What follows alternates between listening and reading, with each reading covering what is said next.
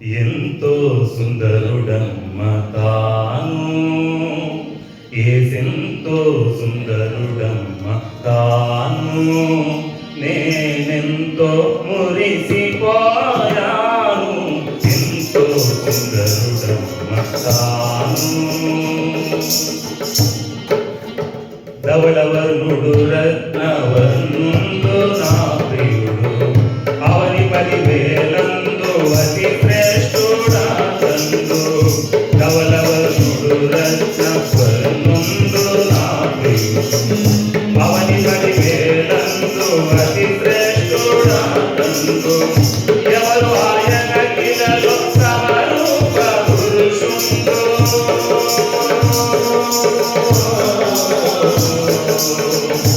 ఎవరు ఆయన కిలలో సమరూప పురుషుండు. అవలీలగానకవి గురుతింపగలదు, అవలీలగానకవి గురుతింపగలదు. ఎంతో సుందరుడు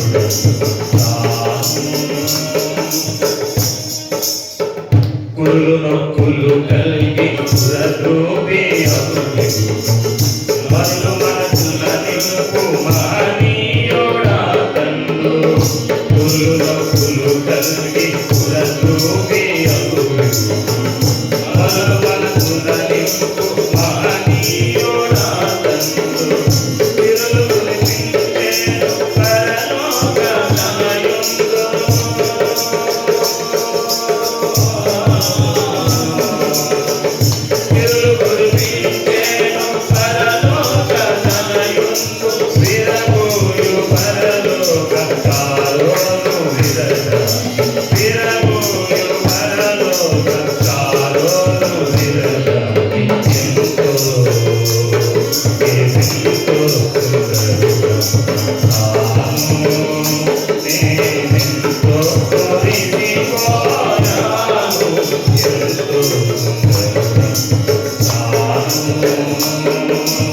దేవుని యొక్క వాక్యము, దేవుని పిల్లలైన వారు ఆయన వైపు చూడాలి. యెరోబాము ఒక ఆయన ఉన్నాడు. ఈయన పేరు ఎప్పుడన్నా మీరు ఉన్నారా? యెరోబాము చాలాసార్లు కనపడుతుంది, కానీ మంచిగా కనపడుతుంది. ఏమని కనపడుతుంది అంటే, ఇజ్రాయిలీలు పాపం చేయుటకు కారకుడైన నెబాతు కుమారుడైన యెరోబాము దేని కారణమయ్యాడంట? పాపము చేసిన వాడు మాత్రమే కాదు, పాపము చేయడానికి కారకుడైపోయాడు. ఈయన గురించి కొన్ని విషయాలు దేవుని వాక్యం మనం జ్ఞాపకం చేసుకుందాం. మొట్టమొదటిగా రాజులు మొదటి గ్రంథము 15వ అధ్యాయము 34వ వచనం. ఇతడు యెహోవా దృష్టికి కీడు చేసి యెరోబాము దేని చేత ఇశ్రాయేలు వారు పాపము చేయుటకు కారకుడాయనో, యెరోబాము దేని చేత ఇశ్రాయేలీలు పాపం చేయడానికి కారకుడయ్యాడో దానినంతటిని అనుసరించి ప్రవర్తించేది. చూడండి, యెరోబాము అనే ఒక ఆయన చేసిన పాపం ఏమైతే ఉందో ఆ పాపాన్ని అనుసరిస్తూ వచ్చారని చెప్పబడుతున్న మాటలు ఒకటి ఇంకా చాలా చోట్ల ఉంటుంది, చాలా సందర్భాల్లో కనపడుతుంది. చాలా సార్లు ప్రవక్తలు మాట్లాడుతూ, దేవుని వాక్యం మాట్లాడుతూ చాలాసార్లు ప్రస్తావిస్తాయి. యెరోబాము చేసినట్టు పాపం చేశారని, యెరోబాము వలె వీరు కూడా దేవునికి అవిధేయులయ్యారని, లేకపోతే యెరోబాము వలె ఇశ్రాయేలీలు పాపం చేయడానికి కారకులయ్యారని చాలాసార్లు ఈయన గురించి చెప్పిన మాట ఏంటంటే, ఇశ్రాయేలీలు పాపం చేయడానికి ఈయన కారకుడైపోయాడు. కానీ ఎలా పిలువబడ్డాడో, దేనికి పిలువబడ్డాడంటే కొన్ని సందర్భాలు మీకు జ్ఞాపకం చేస్తాను. దేవాది దేవుడు ఇశ్రాయేలీలకి మొట్టమొదటి రాజుగా సౌలుని ఎన్నుకున్నాడు. ఆ తర్వాత సౌలు దేవుని దృష్టికి సరిగ్గా లేకపోవడం వల్ల ఆ సౌలు దగ్గర నుంచి ఆ రాజరికం దేవుడు ఎవరికి ఇచ్చాడంటే దావీదుకి ఇచ్చాడు. దావీదుకి ఇచ్చిన తర్వాత దావీదు మళ్ళీ ఆ ఆశీర్వాదం పోగొట్టుకోలేదు. ఒకసారి తన చేతికి వచ్చిన ఆశీర్వాదాన్ని ఇక పోగొట్టుకోలేదు, స్థిరపరుచుకున్నాడు. తాను బ్రతుకున్నంత కాలము ఆయనే రాజు, తన మరణానంతరము తన కుమారుడే రాజు, ఆ తర్వాత తన కుమారుడు రాజు. ఎటువంటి ఆశీర్వాదం పొందుకున్నాడంటే, దేవాది దేవుడు స్వయంగా ఒక వాగ్దానం ఇస్తాడు, ఎప్పటికీ కూడా నీ నిమిత్తం ఇశ్రాయేలులో నీ నిమిత్తం ఒక దీపము ఉంటది. అనగా నీ వంశంలో ఎవరొకరు రాజుగా ఉంటారు. అంటే తనకు వచ్చిన ఆశీర్వాదాన్ని పోగొట్టుకోలేదు ఎవరు? దావీదు. సౌలు చేతిలో నుంచి దావీదుకు వచ్చిన తర్వాత. అయితే ఈ యెరోబాము గురించి కూడా మనం ఒకసారి ఆలోచన చేస్తే, రెహబాము అని ఒక ఆయన ఉన్నాడు. ఆయన సొలొమోను యొక్క కుమారుడు, కొడుకు. అతని చేతిలో నుంచి రాజ్యం రెండుగా చీలిపోయి, చూద్దాం ఒకసారి వాక్యం 11వ అధ్యాయం, ఇదే రాజులు 2వ గ్రంథం 11వ అధ్యాయము 34వ వచనం ఒకసారి చదువుదాం. రాజ్యము వారి చేతి నుండి బొత్తిగా తీసివేయక, నేను కోరుకున్న నా సేవకుడైన దావీదు నా ఆజ్ఞలను అనుసరించి నా కట్టడలను అనుసరించిన కనుక దావీదును జ్ఞాపకం చేసుకొని అతని దినములని అతనిని అధికారిగా ఉండనిచ్చును. ఓకే. అయితే అతని కుమారుని చేతిలో నుండి రాజ్యమును తీసివేసి అందులో నీకు 10 గోత్రములు ఇచ్చేదను. నా నామము నేను కోరుకున్న పట్టణమైన యెరూషలేములో నా ఎదుట ఒక దీపము నా సేవకుడైన దావీదునకు ఎల్లప్పుడూ నుండినట్లు అతని కుమారునికి ఒక గోత్రము ఇచ్చేదను. కుమారుని కనుక దావీదు వంశస్థులకి ఒక గోత్రము, యెరోబాముకి 10 గోత్రాలు. ఎన్ని గోత్రాలు? 10 గోత్రాలు. అంటే సౌలు దగ్గర నుంచి దావీదుకి ఏ రీతిగా రాజ్యం వచ్చిందో ఒక రకంగా చెప్పాలంటే, దావీదు వంశస్థుల దగ్గర నుంచి 10 గోత్రాలు ఎవరి చేతికి వచ్చినాయి అంటే యెరోబాము చేతికి వచ్చినాయి. ఇశ్రాయేలీల గోత్రాల్లో 10 గోత్రాలు ఎవరి చేతికి వచ్చేసినాయి అంటే యెరోబాము చేతికి వచ్చేసినాయి. ఎవరి ద్వారా వచ్చిందంటే దేవుడే ఇచ్చాడు. ఇప్పుడు మన చదువు లేఖన భాగాలు దేవుడు చెప్తున్నమాట, దావీదు నిమిత్తం ఒక గోత్రం మాత్రం దావీదు నిమిత్తం దావీదు వంశస్థులకు ఉంటుంది, కానీ నీకు 10 గోత్రాలు నీకు వస్తున్నాయి. నువ్వు రాజుగా ఉంటావు, నువ్వు ఇశ్రాయేలీయుల్ని ఏలుతావు, జాగ్రత్తగా ఉండని దేవుడు చక్కగా 10 గోత్రాలని ఆ యెరోబాము చేతికి అప్పగించాడు. అద్భుతమైన రీతిలో వ్యభిచారిణీల పైన అధిపతిగా ఉండే ఒక సామాన్యమైన ఎంప్లాయీ ఏమైపోయాడంటే రాజు అయిపోయాడు. ఎవరిచ్చారు ఈ ఆశీర్వాదం అంటే దేవుడే ఇచ్చాడు. హల్లెలూయా. నేను వాక్యం ముందే చెప్పాను, ఏ వాక్యం ముందు దైవ సేవకులు చెప్పారో దాన్ని కొనసాగించుకుంటూ వెళ్తున్నాం. ఎవరి వైపు చూడాలి? మనం గట్టిగా చెప్పాలి, దేవుని వైపే చూడాలి, దేవుని వైపే చూడాలి. యెరోబాముకి ఆశ్చర్యకరమైన రీతిలో రాజరికం వచ్చేసింది, రాజు అయిపోయాడు. రాజు అయిన తర్వాత ఇశ్రాయేలీలు 2గా చీలిపోయారు. ఇంకా మనకు అర్థమయ్యే భాషలో చెప్పాలంటే ఆంధ్ర తెలంగాణ లాగా 2 రాష్ట్రాలుగా విడిపోయినట్లుగా యోధా రాజ్యము ఇశ్రాయేల్ రాజ్యం 2గా విడిపోయింది.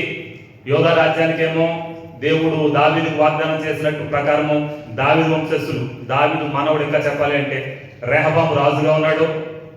ఇటు ఇశ్రాయేలు ఉత్తర రాజ్యానికేమో యెరోబాము రాజు అయిపోయాడు. ఆశ్చర్యకరంగా రాజు అయిపోయాడు.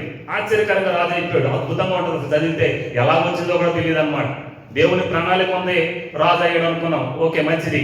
అయితే రాజు అయిన తర్వాత కొన్ని రోజులు పరిపాలించిన తర్వాత ఈయన హృదయము అప్పటి వరకు దేవుని తట్టు చూసిన హృదయము దేవుని తట్టు చూడటము మానేసి లోకం తట్టు చూడటము ప్రారంభమైపోయిందన్నమాట. అర్థమైందండి? అప్పటి వరకు ఎవరి తట్టు చూశాడు? దేవుని తట్టే. లేకపోతే దేవుడు 10 గోత్రాలు తీసుకొచ్చి లక్షల మంది జనం ఉన్నారు, దాంట్లో ప్రత్యేకంగా యెరోబాముకి ఎత్తుకేస్తాడు. అప్పటి వరకు ఎవరి వైపు చూశాడంటే దేవుని వైపు చూశాడు గనకనే 10 గోత్రాల ప్రజలు తీసుకొచ్చి యెరోబాము చేతి దేవుడు అప్పగించాడు. ఒక ఆత్మీయపరమైన క్వాలిఫికేషన్ లేకపోతే దేవుడు ఎవరు? కాబట్టి అప్పటికి బాగానే ఉంది ఆత్మీయ స్థితి. అప్పటికి ఎవరి వైపు చూస్తున్నాడంటే దేవుడి వైపే చూస్తున్నాడు. కనుకనే దేవుడు 10 గోత్రాలు ఇచ్చి యెరోబామును రాజుగా చేస్తే, రాజైన తర్వాత కొంతకాలం రాజ్య పరిపాలన చేస్తూ ఉన్నాడు. ఒక రాజ్యమేమో యెరోబాము చేస్తున్నాడు, మరొక రాజ్యమేమో దావీదు వంశస్థులు రెహబాము చేస్తూ ఉన్నాడు. ఈ లోపు అధికారిక కాంక్ష పెరిగిపోయి లోపల భయం వచ్చిందంట. ఏం భయం అంటే, ఎక్కడ రాజ్యం నా చేతిలో నుంచి దూరం అయిపోద్దు.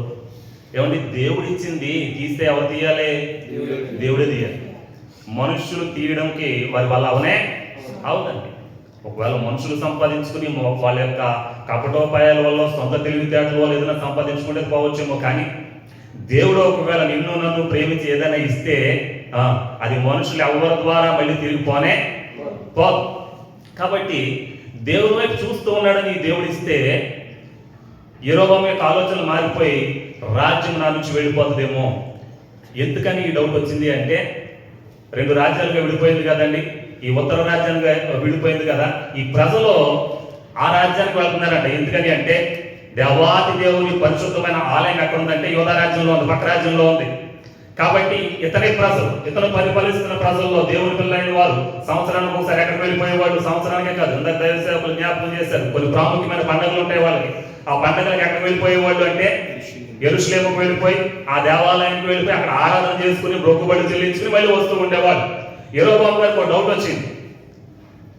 దేవాతి దేవుడు దావీదుని ఎన్నుకున్నాడు కదా, కాబట్టి దేవాలయం అక్కడ కట్టించాడు కదా, కాబట్టి ఈ ప్రజలైన వాళ్ళు పక్క రాజ్యానికి వెళ్ళి అక్కడ ఆరాధన చేస్తున్నప్పుడు దావీదు కదా దేవుని ద్వారా వచ్చిన వాడని, నేను ఎన్నిక చేసిన వాడిని కాదని ఈ ప్రజలంతా మళ్ళీ దావీదు తట్టు తిరిగిపోయి, అనగా ఆయన వంశస్థుల తట్టు తిరిగిపోయి నాకు ఒకవేళ కుట్ర చేస్తారేమో అని డౌట్ వచ్చి ఇతనికి ఒక భయంకరమైన ఆలోచన కలిగింది. అదేంటంటే దేవుని మందిరానికి వెళ్ళకుండా వీళ్ళని ఆపాలి. ఎంత దౌర్భాగ్యమైన ఆలోచన చూడండి. యెరొబెయాముకు వచ్చిన భయంకరమైన ఆలోచన ఏంటంటే తన రాజ్యంలో ఉన్న ప్రజలు ఎక్కడికి వెళ్ళకూడదు, దేవుని మందిరానికి వెళ్ళకుండా వెళితే అటు ఆ రాజు తట్టు వీళ్ళ హృదయాలు తిరిగిపోతాయేమో అని దేవుని మందిరానికి వెళ్ళకుండా వీళ్ళని ఆపాలని చెప్పి ప్లాన్ చేశాడు. దావీదు ఏం ఆలోచన చేశాడు తెలుసా? దేవుని మందిరానికి ప్రజలు ఎలాగ వెళితే, చాలా చోట్ల దేవుని వాక్యం దావీదు ప్రస్తావించినంతగా దేవుని మందిరం గురించి ఏ భక్తుడు ప్రస్తావించలేదు. దావీదు చేసినంతగా కట్టించడానికి మాత్రం సొలొమోను కట్టించాడేమో కానీ సమకూర్చిన మొత్తం కూడా ఎవరు సమకూర్చారు? దావీదే సమకూర్చాడు. పైగా ఒక మంచి మాట ఉంటుంది, నాకు బాగా ఇష్టమైన మాట. అదేంటంటే రాజుగా ఉన్నప్పుడు చాలా సమకూర్చి అవన్నీ తన కుమారుడు సొలొమోనుకి ఇస్తూ ఏమంటాడంటే, అయ్యా అద్భుతంగా దేవుని మందిరం కట్టాలి, ఇవన్నీ వాడు ప్లస్ ఇదియును గాక నా కష్టకాలమందు నేను దేవుని మందిరం కొరకు సమకూర్చింది కొద్దిగా ఉందని తీసుకొస్తాడు. కష్టకాలం అంటే ఇప్పుడు రాజుగా ఉన్నప్పుడు కాదు, నానా రకాల ఇబ్బందులు దావీదు పడినప్పుడు కూడా దేవుని మందిరం కోసం ఆలోచన చేసి తనకు కలిగిన దాంట్లో కొద్ది కొద్దిగా తీసి దేవుని పని కొరకు పక్కన పెడతా ఉండేవాడు. హల్లెలూయా! ఎంత ప్రేమించిన వాడు దావీదు. చాలా ఎక్కువ దేవుని మందిరం కొరకు మాట్లాడినవాడు. యెహోవా మందిరమునకు వెళ్దామని జనులు నాతో అనగా నేను సంతోషించి కీర్తన భాగంలో ఉంటుంది. యెరూషలేమును ప్రేమించి వారు వదిలేదే. ఎందుకని యెరూషలేము వదిలాలి? దేవుని మందిరం ఎక్కడ ఉందంటే యెరూషలేములో ఉంది. నీ నగరంలో క్షేమం ఉండాలని, నీ ప్రాకారంలో నెమ్మది ఉండాలని చాలా మాటలు ఉంటాయి యెరూషలేము గురించి. ఆశీర్వాదకరమైన మాటలు, దీవెనకరమైన మాటలు చాలా ఉంటాయి. చాలా ఎక్కువ ప్రస్తావన ఉంటుంది. భక్తిహీనుల గుడారం నివసించుట కంటే దేవుని మందిర ఆవరణ చాలా మాటలు రాయబడి ఉంటాయి. ఎక్కువ మాట్లాడిన వాడు, ఎక్కువ చేసిన వాడు దావీదైతే యెరొబెయాము ఏమనుకుంటున్నాడంటే అసలు దేవుని మందిరానికి వెళ్ళలేకుండా వీళ్ళనే ఆపాలి. ఎంత భయంకరమైన. ఎందుకని అంటే తన రాజ్యం ఎక్కడా పోతుందేమో అని. సరే, వచ్చిన ఆలోచన బట్టి ఒక కుట్ర చేశాడు. ఏం చేశాడంటే వీళ్ళు ఎందుకు వెళ్తున్నారు? దేవాలయం అక్కడ ఉంది కాబట్టి వెళ్తున్నారు. సరే, మనము ఈ ఉత్తర రాజ్యంలో నాకు దేవుడు అప్పగించిన ఈ రాజ్యంలో కూడా దేవాలయం కడితే వాళ్ళు అక్కడికి వెళ్ళకుండా ఇక్కడే ఉంటారని ఆలోచన వచ్చింది. ఆలోచన మంచిదే, కానీ దేవాలయం ఎవరికి కట్టాలి? దేవునికి కట్టాలి కదా. కానీ దేవునికి కట్టాల. ఏం చేశాడంట? బేతేలు, దాను అనే 2 ముఖ్య పట్టణాలు ఉన్నాయి ఉత్తర రాజ్యానికి, 2 సిటీస్ అన్నమాట. ఈ 2 పట్టణాల్లో కూడా గుళ్ళు కట్టించి దాంట్లో ఏం పెట్టాడంట? దూడను పెట్టాడంట. బంగారపు దూడను పెట్టాడంట. దూడను నిలబెట్టి ఇజ్రాయేలీని ప్రకటన చేయడం మొదలు పెట్టాడు. ఏమని అంటే దేవుని వాక్యం ఇజ్రాయేలీని ఎర్ర సముద్రం దాటించినప్పుడు అహరోను ఏం చేస్తాడంటే బంగారం అంతా కూడా ఒక ప్రతింపు వచ్చి అది ఒక దూడ రూపం వస్తే దాన్ని ఊరగించిన ఆ సందర్భం ఉంటుంది దేవుని వాక్యంలో. దాన్ని బేస్ చేసుకుని చెప్పాడు, అట్లా చెప్పాడో తెలియదు. కానీ ఇజ్రాయేలీకి అతను చేసిన ప్రార్థన ఏంటంటే ఈ దూడను చూపించి మనల్ని విడిపించిన దేవుడు ఇతడే. ఎవరో దూడను చూపించి మిమ్మల్ని రప్పించిన మీ దేవుడు ఇవే. చూడండి ఎక్కడ తీసుకువెళ్ళాడంటే చాలా యుక్తికరంగా ఆలోచన చేశాడు. మామూలుగా దూడను పెట్టి ఇదిగో ఇదే దేవుడు అంటే వీళ్ళు నమ్ముతారో నమ్మరో అని చెప్పి ఎక్కడికి వెళ్ళిపోయాడు? ఐగుప్తు దేశం నుండి మిమ్మల్ని రప్పించిన దేవుడు ఇతడే. ఎందుకని అప్పుడు అహరోను మరి ఆరాధన చేశాడు కదా, జరిగింది కదా, అంటే ఎక్కడో మూలమో ఉంది కదా. దాన్ని బేస్ చేసుకుని వీళ్ళ యొక్క ఆలోచనలు పాడు చేసి దేవాలయము దగ్గరికి ప్రజలు వెళ్ళకుండా చేయడానికి ఎన్ని ప్రయత్నాలు చేశారు. అంటే ఎందుకని ఈ ప్రాబ్లం వచ్చింది అంటే దేవుడు ఎవరో తెలుసు కానీ దేవుడి తట్టు చూడడం మాత్రం తెలియలేదు. పూర్తిగా దేవునికి అప్పగించడం మాత్రం తెలియలేదు. ఒక విషయం నేను చెప్తాను, ఒక సందర్భం చెప్తాను. ఒకసారి సంగబెట్టలో ఒక ఆవిడ వచ్చింది నా దగ్గరికి. కంగారుగా ఆఫ్ సోఫాలు పడిపోతూ కంగారు వచ్చింది. మందిరంలో కూర్చున్నాను నేను. వచ్చి అయ్యారండి ప్రార్థన చేయడం కంగారు పడుతుంది. సరే ప్రార్థన చేస్తానులేమో, ఏంటి ఏమైనా అంత కంగారు పడుతున్నావు, టెన్షన్ పడుతున్నావు, ఏంటి ఏమైంది చెప్పు అంటే ఆవిడ చెప్పింది, మా పక్కింటి ఆవిడ నా పైన కేసు పెడతానని చెప్పి పోలీస్ స్టేషన్కి వెళ్ళిందండి. మరి ఆల్రెడీ కేసు కూడా పెట్టిందంట. నా కోసం ఎవరు వస్తున్నారంటే పోలీసు వాళ్ళు వస్తున్నారని అని చెప్తాను. నీ మీద కేసు పెట్టడం ఏంటి, పోలీసు వాళ్ళు రావడం ఏంటి అని చెప్పి మనం కూర్చోబెట్టి ఏం జరిగిందో చెప్పమ్మా అని చెప్పానంటే ఇప్పుడు చెప్పినప్పుడు ఏం జరిగింది అంటే ఈ సరిహద్దులో చిన్న గొడవ, చిన్న సందు లాంటి ప్లేస్ ఉంది. ఆ ప్లేస్ మాదని ఆవిడి ఇలా తలపొడ జరుగుతుంది. ఇలా మొత్తానికి ఏదో చిన్న గొడవ అయిందంటే, గొడవ అయితే ఆ పక్కన ఆవిడ ఏం చేసిందంటే ఎంత పెద్ద ఇటుకురాయి తీసుకుని ఈవిడ మీదకే విసిరేస్తే దేవుని మహాకృపను బట్టి ఈవిడికి తగలలేదు, పక్కన పడితే దేవునికి స్తోత్రం అని ఈవిడ ఊరుకుంటే బాగానే ఉండేది. ఈవిడ ఏం చేసిందంటే అదే ఇటుకురాయిని తీసుకుని ఆవిడ కంటే ఫోర్స్గా తిరిగి మళ్ళీ ఆవిడ మీద వేసేటప్పటికి ఆవిడికి తగిలింది, తలకాయ పైకి. ఆవిడ ఏం చేసిందంటే ఈ రక్తం కారున్న తలకాయని పట్టుకుని ఇలాగనే అక్కడికి వెళ్ళిపోయిందంటే పోలీస్ స్టేషన్కి వెళ్ళిపోయింది. ఇప్పుడు పోలీసు వాళ్ళు వస్తారా రాదా? ఖచ్చితంగా వస్తారు. ఈ మంటల దగ్గర ఏదో ఒకటి మాట్లాడండి, ఏదో ఒకటి చెప్పండి అంటే నేను చెప్పానమ్మా, నువ్వు ఎప్పుడు చేయాలా పని, ఎప్పుడు రావాలి మందిరానికి అంటే ఆవిడ విసిరినప్పుడు తిరిగి నువ్వు విసరకుండా అవసరమైతే ఆ రాయిని పక్కన పెట్టి అప్పుడు నువ్వు మందిరానికి వస్తే అప్పుడు దేవునికి అప్పగించినట్లు కదా, అప్పుడు కదా దేవుని వైపు చూసినట్లు, అప్పుడు దేవుడు ఏదైనా సహాయము చేస్తాడు. నువ్వు రాయేసి ఆవిడ తలబాదలు కొడితే మరి పోలీసు వాళ్ళు సారా ఖచ్చితంగా వస్తారమ్మా, నేను తీసుకెళ్తాను ఖచ్చితంగా, జాగ్రత్తగా వెళ్ళు. ఆ తర్వాత మీ అబ్బాయిలు ఎవరొకరు వచ్చి మాట్లాడతారు, ఏం కంగారు పడుకో, తీసుకెళ్తాం మాత్రం ఖచ్చితంగా తీసుకెళ్తారు. ఒకవేళ నేనేమన్నా మాట్లాడాను అనుకో, పాస్టర్ గారు మీరు కూడా ఒకసారి స్టేషన్కి రండి అంట. కాబట్టి ఎవరు మాట్లాడినా వినరమ్మా, ఎందుకంటే నువ్వు రాయిసిరా ఆవిడ తల తగిలి. ఎందుకు వచ్చింది ప్రాబ్లము? దేవుడు ఉన్నాడని తెలుసు కాబట్టే కదా ఈ టెన్షన్లో పరిగెత్తుకుని ఎక్కడికి వచ్చింది? దేవుని మందిరానికే వచ్చింది, మంచిదే.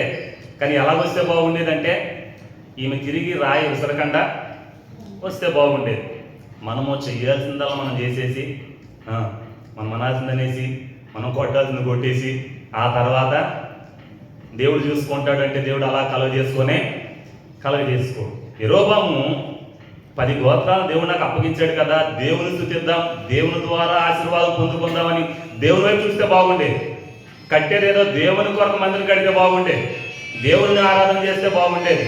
కానీ ఏం చేశాడంటే దేవుని ఆరాధన చేయలేదు, కానీ ఏ విగ్రహాలు పెట్టాడంట? దూడ విగ్రహాలనే పెట్టి 2 చోట్ల కూడా పెట్టి అక్కడికి ప్రజలు వెళ్ళేలాగా ప్రోత్సహించాడు. ఇది మొదటితో. రెండోది ఏం చేశాడో తెలుసండి, ఆయా ప్రదేశాల్లో దేవుడి పేరు చెప్పి యాజకులు కాని అనేక మందిని పోగు చేసి వారి ద్వారా యాజకత్వం చేయించడమో మొదలుపెట్టాడు. ఉన్నత స్థలాలపైన ధూపం వేయడం మొదలుపెట్టాడు. ఏం చేశాడంటే దేవాది దేవుడు ఇతను నమ్మి ఆశీర్వాదంగా ఈ 10 గోత్రాల చేతికి అప్పగిస్తే తన రాజ్యం ఎక్కడ పోతుందో అని రాజ్య కాంక్ష చేత అంటే ఇతని చేతికి వచ్చిన ఆశీర్వాదాన్ని పూర్తిగా విడిచిపెట్టేశాడు. ఏమనుంటుంది దేవుని వాక్యం? ఆ తర్వాత దేవుని వాక్యాలు ఒకసారి చూడండి, 12వ అధ్యాయము 31వ వచనం ఒకసారి చూస్తారు. ఉన్నత స్థలములను కట్టించి మందిరముగా ఏర్పరిచి లేవీలు కాని సాధారణమైన వారిలో కొందరిని యాజకులుగా నియమించి. చూడండి ఏం కట్టించాడంట అంటే దేవునికి వ్యతిరేకమైన వాటిని కట్టించి తన ఇష్టం వచ్చినట్లు చేస్తూ దేవునికి కోపము కలిగించుకుంటూనే వచ్చాడండి ఈ యెరోబాము. ఎక్కడ దేవుని మనసు గెలుచుకోవాలి, దేవునిచ్చే సహాయం కనుక దేవుని వైపు చూడాలన్న ఆలోచన కూడా రాలేదు. ఒక్కసారి కూడా కనీసము ఏ యాజకుడైతే ముందుగా నీకు 10 గోత్రాలు దేవుడు ఇస్తున్నాడో నువ్వు రాజు అవబోతున్నావు చెప్పాడు, కనీసం ఆ యాజకుని సంప్రదించినా బాగుండేది, ఆ సేవకుని సంప్రదించినా బాగుండేది. దేవుని పిల్లలు ఆత్మీయంగా ఎదగాలి అనుకుంటే ఖచ్చితంగా ఎప్పుడు కూడా ఒక సేవకుని ఆలోచన ప్రకారం ముందుకు వెళుతూ ఉండాలి. హల్లెలూయా. హల్లెలూయా. పరిశుద్ధ గ్రంథంలో దావీదు గురించి మనం ఒకసారి ఆలోచన చేస్తే, సమూయేలు బ్రతికున్నంత కాలము దావీదు ఎవరి మాట వినేవాడు అంటే సమూయేలు గారి మాట వినేవాడు. ఆ సమూయేలు గారు చనిపోయిన తర్వాత నాతాన్, ప్రవక్త అయిన నాతాన్, ఇక అతను దావీదు బ్రతుకున్నంత కాలము ప్రతి విషయంలో కూడా ఎవరిని సంప్రదించేవాడు అంటే తన సేవకుని సంప్రదించేవాడు. మందిరం కట్టాలనుకున్నప్పుడు పాస్టర్ గారిని పిలిపించాడు. రాజ్యం యుద్ధానికి వెళ్ళాలనుకున్నప్పుడు పాస్టర్ గారిని పిలిపించాడు. కనీసం తన తర్వాత రాజును ఎవరిని రాజుగా చేయాలన్న ఆలోచనలో కూడా నాతాన్ గారి ప్రమేయము ఉంటుంది. ఎందుకని అంటే వాళ్ళ పాస్టర్ గారు ఎంత ఎక్కువగా సేవకుని ప్రేమిస్తాడంటే తన కుమారుల్లో ఒకడికి, దావీదు యొక్క కుమారుల కొడుకుల్లో ఒకళ్ళకి ఏం పేరు పెడతాడంటే నాతాన్ అని పేరు పెడతాడు. నాతాన్ అంటే దావీదు పూర్వీకులు ఎవరు లేరు, మరి ఎవరి పేరు అది? వాళ్ళ పాస్టర్ గారి పేరు, వాళ్ళ దైవ సేవకుడి పేరు. అంత ఎక్కువగా దైవ సేవకుడిని ముందు పెట్టుకొని అతని ఆలోచన ప్రకారం ముందు వెళ్ళిన వాడు దావీదు వర్ధిల్లాడు. యెరోబాము కనీసం ఒక్కసారి కూడా తన దైవ సేవకుడిని పిలిపించి, యాజకుడిని పిలిపించి, ఏ యాజకుడు ఏ ప్రవక్త అయితే ఇలా నువ్వు రాజు అవుతావు, దేవుడిని ఆశీర్వదిస్తానని చెప్పాడో కనీసం ఒక్కసారి కూడా పిలిపించిన అనుభవం ఇప్పుడు లేదు. రెండవది, దేవుడిచ్చిన ఆశీర్వాదాన్ని బట్టి ఏ విధమైన మొక్కుబడి కూడా లేదు. దేవుని కొరకు ఒక ముక్కలో చెప్పాలంటే దేవుని కొరకు ఇతను చేసింది ఏది లేదు. ఎందుకని? దేవుడు ఎవరో తెలుసు కానీ అసలు దేవుని వైపు చూసిన అనుభవము లేదు. ఇక చూసిన అనుభవమే లేకపోతే ఇంక ఎప్పటి వరకు చూడాలో ఇక అది అసలు మనం ఆలోచన చేయడానికే లేదు. కాబట్టి దేవుడు ఎవరో తెలుసు, ఆయన ద్వారా రాజ్యం వచ్చిందని కూడా తెలుసు, కానీ దేవుని వైపు చూడకుండా, దేవునికి ఏమాత్రము ఉపయోగపడకుండా, ఉపయోగపడిన వాక్యాన్ని ముగి చేస్తున్నాను. మనము దేవుని పిల్లలైన మనము దేవుని వైపు చూస్తూ ఉండాలి. దేవుడు మనకి ఇచ్చిన ఆశీర్వాదాన్ని బట్టి ఎంతో కొంత దేవుని కొరకు మనము ఉపయోగపడాలి. హల్లెలూయా. దావీదు దేవుడు ఎన్నుకున్నాడు. దావీదు ఉపయోగపడ్డా లేదా? అద్భుతమైన దేవాది దేవుని ఆలయం కట్టడానికి మూలమైపోయాడు. ఇజ్రాయేలీలో కదా, ప్రపంచం మొత్తం మీద అదే దేవాది దేవుడు యెహోవా దేవునికి ఆలయం. ఇంకో ఆలయము లేదు. యేసు ప్రభు వారి రాకడ కూడా ఆ ఆలయంతో ముడివేయబడి ఉన్నది. అద్భుతంగా ఏం చేయాలో అది దేవుని కొరకు చేసిన వాడు. కానీ యెరోబాము అట్లా కదా. ఈరోజు మనం కూడా గుర్తుపెట్టుకోవాలి, కొన్నిసార్లు దేవుని పిల్లలైన వారు విచిత్రమైన మొక్కుబడులు చేసుకుంటూ ఉంటారు. విచిత్రమైన మొక్కుబడులు అంటే దేవునికి ఏమాత్రమో ఉపయోగం లేని మొక్కుబడి, దానివల్ల దేవునికి ఎటువంటి ఉపయోగం లేదు. కానీ దేవుడు నిన్ను ఎన్నుకొని ఏదైనా ఆశీర్వాదం దేవుడు నీకు ఇస్తే తప్పనిసరిగా ఎంతో కొంత మనం ఎవరికి ఉపయోగపడాలంటే దేవునికి ఉపయోగపడాలి. అవునా కదా? హల్లెలూయా. భాషంగా చెప్పింది నాకు, అయ్యా నూతన సంవత్సరం తీర్మానం తీసుకున్నానండి, నూతన సంవత్సరం మొక్కుబడి చేసుకున్నాను, తీర్మానం తీసుకున్నానని చెప్పింది. మరి ఏ తీర్మానం తీసుకుందో, మందిరానికి ముందు వస్తానని తీసుకుందో, లేకపోతే మందిరంలో పరిచర్య చేస్తానని తీసుకుందో, దశంభాగం క్రమంగా చేస్తానని తీసుకుందో, దేవునికి ఏదైనా ప్రత్యేకంగా చేస్తాను ఏమని తీసుకుందో అని చెప్పి నేను చాలా ఆశ పెట్టుకున్నాను. ఏ తీర్మానం తీసుకున్నారు అమ్మగారు కొత్త సంవత్సరంలో అంటే? ఆమె సీరియస్గా నాతో చెప్పిన మాట ఏంటంటే, ఈ నూతన సంవత్సరంలో నేను టీ తాగకూడదని. ఏం తాగకూడదు? నేను టీ తాగకూడదని తీర్మానం తీసుకున్నానండి అని చెప్పింది. ఈవిడ టీ తాగితే దేవునికి ఏంటి, తాగకపోతే దేవునికి ఏంటండి? దానివల్ల ఏమైనా ఉపయోగం ఉందా? ఇంకా ఈవిడ టీ మానేస్తే ఆ మిగిలే పాలు పంచదార కూడా ఎవరో మిగులుతాయి? ఆవిడకి మిగులుతాయి. ఎందుకండి? దేవునికి ఉపయోగమో లేదు. మొక్కుబడులు తీర్మానాలు ఏమాత్రమో ఉపయోగకరమైనవి కాదు. యెరోబాముని అంత హెచ్చిస్తే కనీసం ఒక్క తీర్మానం కూడా దేవునికి ఉపయోగకరంగా ఏది తీసుకున్నదే లేదు. కానీ తన అధికారాన్ని నిలుపుకోవటానికి దేవుని వైపు చూడకుండా తన సొంత చిత్తానుసారంగా వెళ్ళి చివరాఖరికి ఏమయ్యాడు తెలుసా? నేను సమయాన్ని బట్టి నా సమయం అయిపోయింది, అందుకనే ఇంకా ముందున్న వాక్యాలు రిఫరెన్స్లు ఉన్నాయి, నేను చూపించట్లా, ముగించుకొచ్చేస్తున్నాను. చివరికి వచ్చి ఏమైందంటే యెరోబాము వంశం లేకుండా అయిపోయింది. ఇది చాలా బాగా, యెరోబాము వంశం లేదు.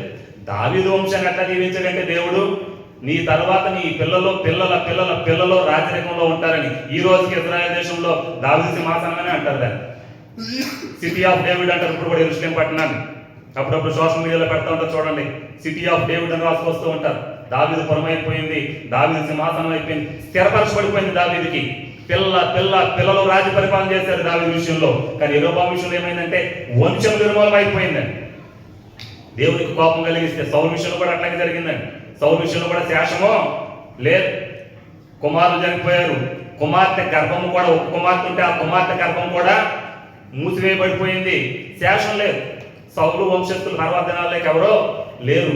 యెరొబోము విషయంలో కూడా అట్లాగే అయిపోయింది. ఎందుకని అంటే దేవుడి ఉన్నతమైన ఆశీర్వాదాలు పొందుకొని దేవుని వైపు చూడటము మాని తన సొంత ప్రయత్నం చేసుకుంటూ ముందుకు పోయాడు. చివరాత్రికి రాజ్యము పోయింది, వంశము పోయింది, వంశస్థులు ఎవరో లేకుండా నిర్మూలమైపోయారు. కాబట్టి యెరొబోము వల్లే మనం ఉండొద్దు, కానీ దావీదును జ్ఞాపకం చేసుకుందాం. ఒక్కసారి దేవుడు తన చేతికి ఇచ్చిన ఆశీర్వాదం మళ్ళీ పోగొట్టుకోలేదు.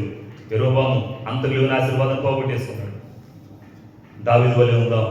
దేవుడు మన చేతికి ఇచ్చిన ఈ ఆశీర్వాదాన్ని పోగొట్టుకోకుండా దేవుని వైపు చూస్తూ, దేవుని చేతి వైపు చూస్తూ, దేవుని వాక్యం దేవుని దాసుడు తెలియపరిచారు కదా, యజమానుడు చేతి తట్టు దాసుడు చూసినట్లుగా. చాలా మంచి విషయం అండి. దాసుడు దాసురాలు కొన్ని ప్రత్యేకతలు ఉంటాయి, చాలా విషయాలు ఉంటాయి.